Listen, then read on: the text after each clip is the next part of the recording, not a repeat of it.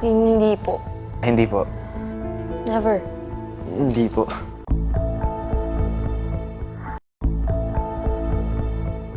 Hindi mo naman siya kailangan subukan para malaman kung masama ba siya talaga. Ang dami ng nasirang buhay dahil dun. Marami pa akong pangarap sa buhay na gusto ko to pa rin lahat. Sa akin, wala talagang magandang maidudulot yun. It's easy to say no pag alam mong masama. Pag ginawa mo yun, hindi lang naman yung sarili mo yung sinasaktan mo eh. Hindi pati yung pamilya mo.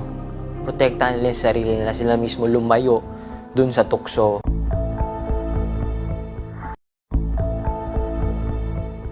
Wag. Wag. Wag. Wag.